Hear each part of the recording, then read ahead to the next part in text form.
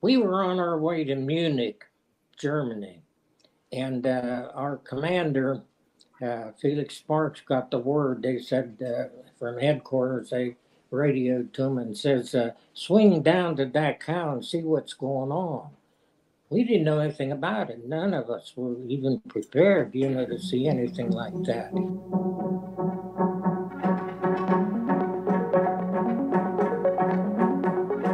We saw these flat cars, rail cars on a railing, and they were stacked with, we thought were logs. We thought they were stacked with cordwood on there. When we got closer, we saw these were bodies. They were all dead on them. There were men, women, and children on there. It was like all together in that camp and on those railroads. There were like 20,000 dead people. But when we got in there, we saw so many things that we never saw before. Never experienced anything like that. So a lot of the soldiers just cried. They just cried when they saw the things that had happened there. Some of them vomited, and then many of us did both. We vomited and cried at the same time because you were not prepared to see or hear or anything like that. To see the men, women, and children lying there on the ground, dead, holding hands with each other and things like that. It just, and then the stench of it was so bad, the smell of it. So they had we got to see the chambers, where they assassinated a lot of people in there. So, Guy, one thing, I mean, by this time, the end of the war, you had been through combat for years. I mean, you had seen a lot of dead people, but this was different.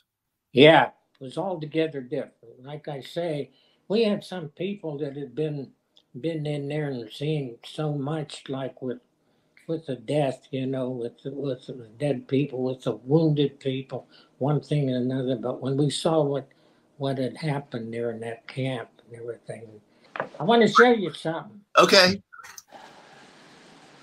Oh, yes. Your Legion of Honor. You can talk about that. Oh, look at that. Yeah, they gave me that in this. I gave you this thing here. That is so great.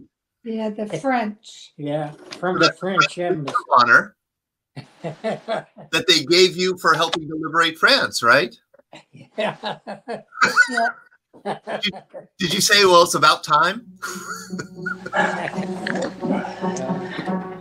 So we have Aryanna on tonight and Patti. They're co-producers of a podcast. They just released their first episode a couple of days ago, and we wanted to give them an opportunity to tell our listeners about their new project. So go ahead, Aryanna. It has a great title. Yeah, no, thanks, you guys. We're happy to be on and chat with you today about the new podcast. So Patti and I'd say it was at the end of last year, came together and kind of recognized that, there weren't a lot of stories being told really specific around minority veterans. So that being people of color, women, LGBTQ veterans, and really wanted to give them a platform to share their stories. So we started a podcast. Our first episode is out right now. It's called What a Veteran Looks Like. The first one really was just a planning episode that we decided to turn into the podcast because I started to interview Patti during it. But we really focus on some of the challenges and some of the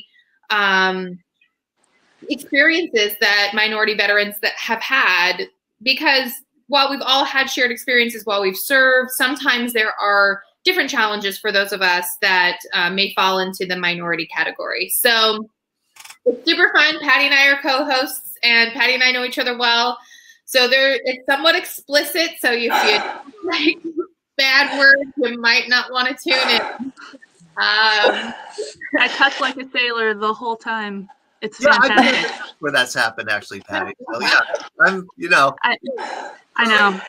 Every time I show up, Todd, I don't know what it is. That event at Voodoo in Homestead last fall, and I mean, I'll never forget it. We heard the kind of stories that we don't normally hear, on a Wednesday morning. That happens when you get women vets together.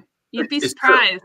Yeah, I mean, yeah, it gets real. It gets very real, very fast. I mean, that's what I found, and it's because I've also found, over the years that women self-identify as veterans less than men do. They're not as quick, maybe, to self-identify, and then we get the issue, and I know this has happened to Lauren. It's probably happened to you, where you park in a veterans-only space. And you get out of I love doing that. And somebody gives you heck for, hey, you're not a veteran. Why are you parking there? And that's happened to you, right? Yep. Yeah, of course. Yep. I don't think I've met a woman veteran that hasn't happened to. Really? Yeah, unfortunately. So you're constantly having to kind of prove yourself. Or you'll be walking around in a shirt like what Aryanna's wearing that says the branch of service you were in, and people will ask you if it's your husband's, or you'll wear your command ball cap and people will assume that it's a relative's hat. It's not yours. Yep. Yeah. And so it's interesting for us to kind of start to have those conversations with women, because there are shared experiences that we don't often know, we don't hear about, or we don't spend a lot of time with other women veterans. We're fortunate in our tiny little community here in Pittsburgh to have that. But on the grand scale, when we look across the United States, Pittsburgh is remarkable in the fact that we have this, and other cities even here in Pennsylvania don't. So if they can start to hear, and other minority veterans can start to hear these experiences and recognize that they're not alone, then we can really start to build a greater community and start to, maybe start changing that narrative a little bit more. So if people want to... If there are any other women veterans on right now, my best piece of advice for you is to find a woman veteran friend. They're the funnest people you'll ever meet.